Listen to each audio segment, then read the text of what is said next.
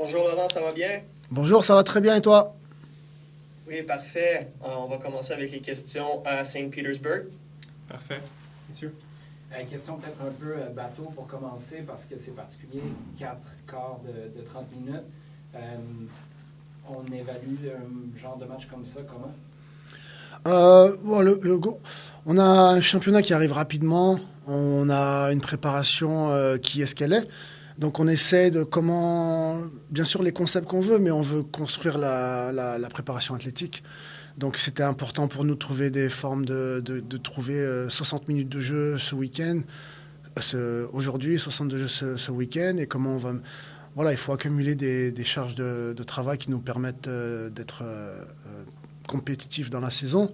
Donc l'objectif, il était athlétique. L'objectif, il était de donner du temps de jeu à tout le roster pour qu'on espère tout le monde ait des bonnes indications sur les comportements attendus et de l'expérimentation des quelques concepts qu'on a essayé de mettre en place. Un petit peu dans l'excès aujourd'hui, mais tant mieux. Qu'ils expérimentent, qu'on jauge et qu'on règle petit à petit. Je suis presque content des erreurs qu'on a faites. Ben, justement, je ne sais pas à quel point tu es familier avec l'historique de Will quand il était ici, avec relancer derrière les gardiens, etc. Qu'est-ce qui est la marge de manœuvre pour toi de ce qui est un apprentissage normal et qu'est-ce qui est pas négociable parce que ça fait en sorte que ça ne fonctionnera pas au final? Ouais, c'est vraiment une bonne question. Et tous les jours, je me demande comment je peux redéfinir un langage et un cadre qui apporte plus de clarté.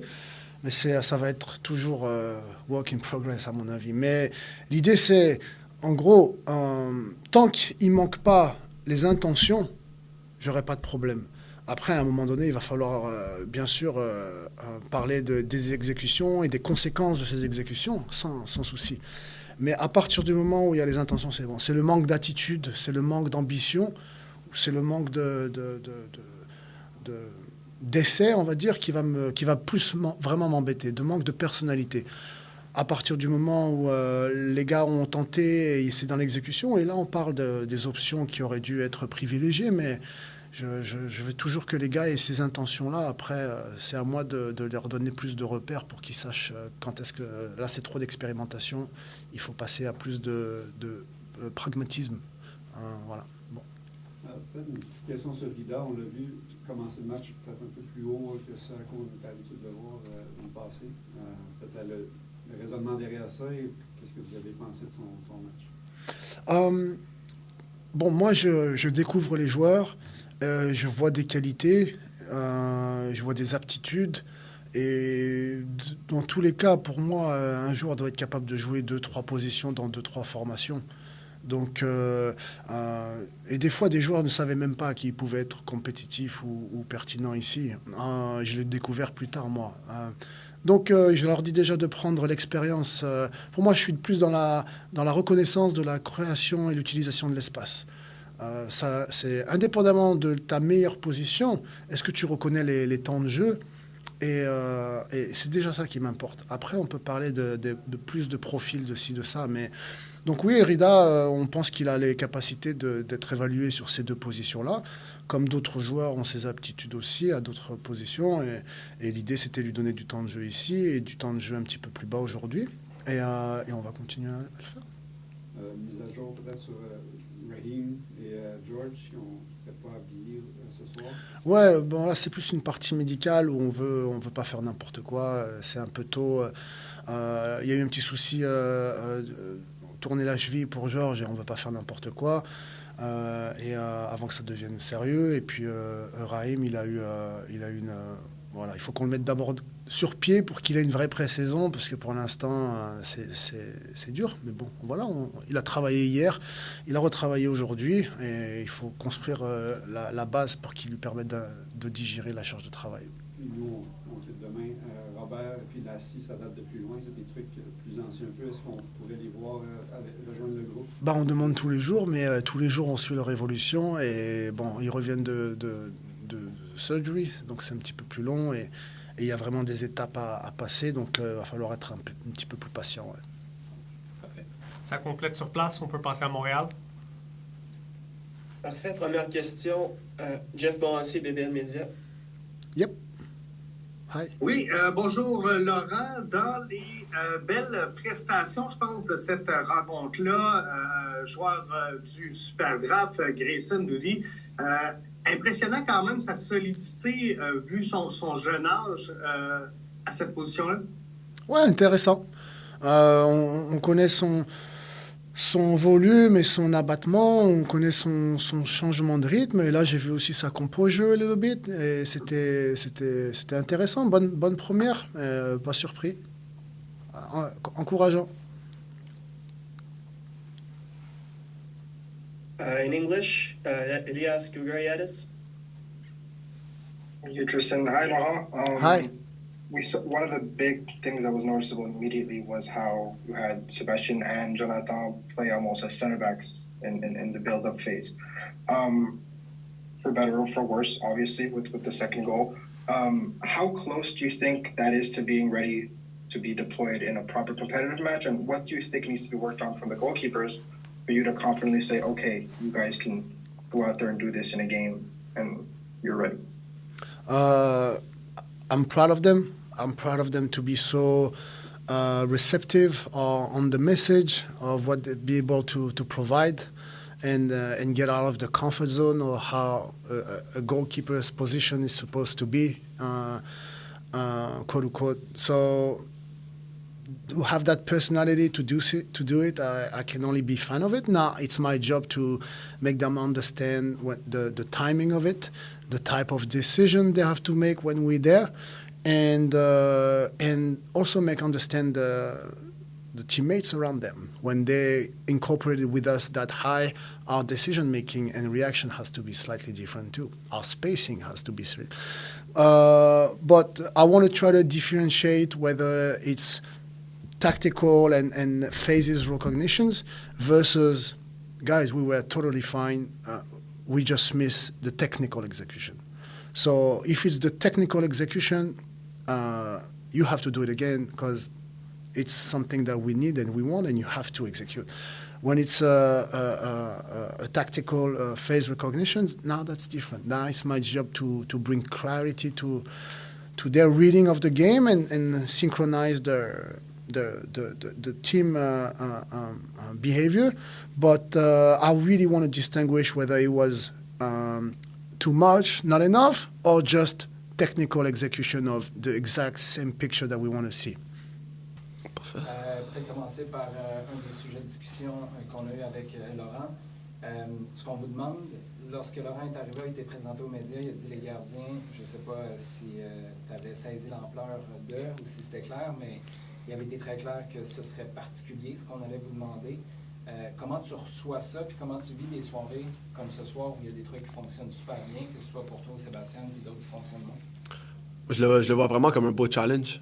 C'est quelque chose qui va pouvoir m'aider à me développer aussi en tant que gardien. Ça développe une facette de mon jeu que j'ai jamais vraiment développé dans le passé. J'ai toujours été dans des équipes où j'avais pas ce rôle-là. Donc cette année, c'est quand même complètement différent à ce que j'ai vécu dans ma jeune carrière.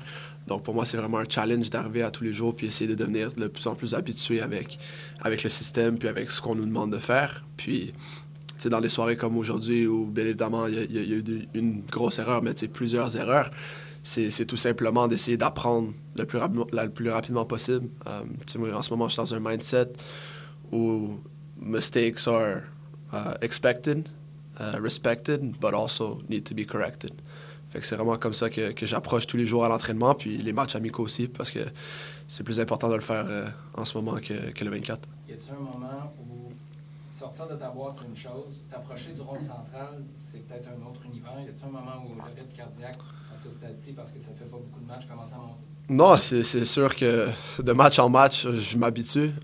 Les premières fois, même en entraînement, ça a été un peu un choc. En match aussi, avec la pression, c'est un peu différent. Mais j'essaie plus ou moins d'y penser. Je crois que ça devient un peu mieux et un peu plus naturel, mais on a encore beaucoup de progrès à faire. Tu parles, mistakes are going to have to be corrected.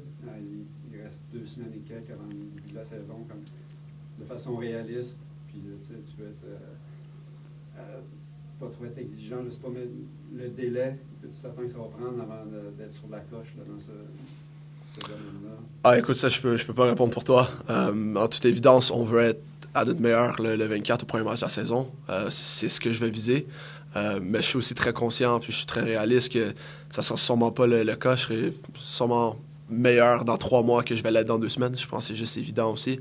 Donc, c'est vraiment d'y aller à entraînement par entraînement, essayer d'écouter le plus possible les consignes, oui, nos entraîneurs, des gardiens, mais aussi de Laurent, qui a déjà eu des gardiens dans ce système-là. Donc, c'est vraiment d'y aller vraiment match par match, puis entraînement par entraînement. Sur le but précisément, est-ce que ta passe est imprécise? Est-ce que tu t'attendais à un différent positionnement des Nathan qui nous aidait à décortiquer ça? Ouais, je crois que les deux n'étaient pas juste sur la même longueur d'onde, mais je pense vraiment le fautif là-dessus, c'est entièrement moi. Moi, je lui ai donné une passe un peu plus dans l'espace pour qu'il tourne ou même qu'il désire jouer l'autre centraux. Mais je crois qu'on est cette année dans un différent système où on demande beaucoup plus balle au pied. Donc, c'est à moi de m'ajuster entièrement. Peut-être une dernière, tu avais Biello, puis Scaroni, à un moment donné, tu en as donné une petite évaluation de leur jeu à ces positions-là ce soir. On n'attend pas qu'il était une équipe assez... Oui, mais écoute, moi je suis très content des deux gars. Je crois que les deux gars ont démontré beaucoup de combativité. C'est quand même beaucoup de maturité, surtout Biello, qui est rentré, je crois, qui a commencé avec nous, mais qui, je crois que c'était plus ou moins un poste dans lequel il était confortable. Donc, de faire une performance comme ça aujourd'hui, moi je suis énormément fier de lui. On a vu qu'il n'était pas trop stressé, ce qui démontre un bon caractère. Puis pour Matteo aussi, je crois que c'est quelqu'un qui est très, très motivé, mais très discipliné aussi, très à l'écoute. Donc, pour moi, d'avoir ces deux gars-là sur le terrain, puis de pouvoir les voir évoluer comme ça, c'est super beau aussi. Une dernière, peut-être. Tu parles de combativité chez eux. De l'extérieur, il y a l'air d'avoir plus de fight, plus de personnalité dans le groupe cette année que l'an dernier. Pas pour revenir sur 2023, mais est-ce que tu sens, déjà tu vois Coccaro aujourd'hui qui est prêt à se pogner avec la moitié de la défense en face, est-ce que c'est palpable pour vous dans le groupe? Oui, je crois que c'est quelque chose que le coach s'attend aussi de nous. On l'a souvent répété, mais l'effort, c'est non négociable. Puis je crois, surtout ici à Montréal, on veut être des joueurs avec de la hargne, auxquels les partisans peuvent s'attacher puis encourager. Donc, d'avoir cette agressivité, cette combativité, pour moi aussi, c'est non négociable. Faut être prêt à mouiller le maillot puis à sacrifier pour l'équipe. Je crois que si on a cette mentalité-là, day in, day out, on va pouvoir faire de belles choses. Ça complète ici, on peut passer à Montréal. In English, Elias Grigoriadis. Thanks, Tristan. Hi, Jonathan. We've only seen, 120 minutes of Laurent Courtois style and you guys playing it. What is the biggest difference between, this team and the way that they played last year? And how far along do you guys think you are in relearning, this style of play? I think I don't want to come too far back on last year, but I think you can clearly see that both styles are very, very different in the way, especially we want to be on the ball in possession. I think it's very clear that we want to create a lot of numbers close to the center backs with the goalkeepers, create a bit of a superiority there, and then try to break lines. Centrally especially, so it's something that's very different. And of course, I think collectively we have to, like you said, relearn a bit of everything. But we're young guys. We need to adapt. It's part of our job too. It's part of our career. We're gonna have coaches that demand different things. So it's been 3 weeks now that we started with Laurent. So of course it's very young, and I don't know where our potential is, but I'm very happy to see in which way we're going for sure. How much getting used to does it take when you're in the center circle and you look and the goalkeeper is just there a few yards away?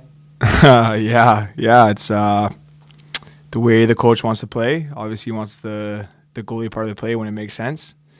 And as you guys can see, we get punished. But we're bold. I like it. It's a new style of play, a little bit different. Obviously, than last year, way different, but something we're going to have to get used to, and it's good that we're doing it now to get the kinks out, and hopefully when season comes around, you don't see those types of mistakes, and we can play bold, but obviously play smart as well. So, it takes some getting used to, but, fits my kind of personality, my kind of playing style. So, Hope we can keep working on it. It keeps getting better. How happy are you that you got a bit of a go at playing in the center of that back line last year to get you ready? It was a different context. You were telling me last year that you had to move it a lot quicker. Now you move it quick, but it comes back a lot faster as well. How much do those matches at the end of 2023 make it easier for you now? Yeah, huge. I think it's just reps. I think it's consistency. I think it's getting that repetition, like you said. It's a bit different than playing on the right. A little less leeway of going forward, obviously, and more defensive responsibility, covering guys, more running. But I really like it. I really like it a lot. It allows me to, kind of command the back line and try and be that leader and making sure our line stays high and all those little details. So it's fun. I get to touch the ball a lot, so it's still getting used to it. But it's a position I think I can really thrive in. One last one from me. Can you give us a few words on Sosa? He seems to be another big guy who likes to play football. He seems able to put the foot in as well. What's your take on him since he's joined? Yeah. Huge player. Great left foot. Put in a tackle. Good defender. Strong. He's only going to bolster our lineup and bolster our back line with the guys that we already have. So another really, really key addition and really good guy to have around the club. Do you think Kakara was aware it was an exhibition tonight? I loved it. I think we need that, honestly, that spark. He's going to add that, I think, in every game that he plays. You guys probably have met him and spoken to him. And, off the pitch, a fantastic guy, but on it, he has that side to him, which I love. Gives us a little bit different dimension up there, but I had to calm him down a little bit after that. But, he's going to be okay. And once he gets into the team and starts playing more games, he'll get used to it. At one point, you had the other one on the right, and Schiavone was on the wing. What did you think of those kids? Yeah, huge, man. Those guys are working so hard. Not easy, for at least Alejandro. I think he's a 6 regularly or somewhere in the midfield and coming in because obviously George went down. And he was fantastic tonight. His positioning was good. He's aggressive. He's strong. Same with Mateo. Can get up and down the line. He's fit. So these kids, have a great opportunity here to obviously train with the first team and get those experiences in. And all we can try and do is just help them along the way. We can go to Montreal if there are any questions. Do you have any questions from Montreal? Yes, we do. Elias Goriadis, Canadian Press. Thanks, Tristan. Hi, Joel. 2 quick questions, if you don't mind. One, you were wearing the armband during the game, during your shift. Just talk a bit about how that feels. Secondly, there's a lot of talk about how Laurent's style in Columbus was very close to Wilfried's. Now that you've had a couple of weeks training with him, what are the similarities? What sets them apart? Yeah, to answer your first question, obviously a huge honor always to, wear the band. It's obviously a dream come true. I didn't think it was gonna really happen or didn't really expect it. I kind of just, grew into that role, and obviously the coaching staff sees me as that role as well. So all I can do is just, be grateful and just try and lead the guys to the best of my ability and hopefully make others around me better. And to answer your second question, I would say a lot of similarities. I think the only differences are a little less more pause on the ball. He likes us to move it, no matter if we have time on the ball or not, just to move those little passes, try and move our opposition around. And he emphasizes a lot on the details of the movements, so obviously our strikers, and he calls it invisible soccer. So it's basically what we do off the ball and how we can create space for one another. And those are probably the key differences I can tell between the styles, but obviously lots of similarities as well, and something I enjoy playing.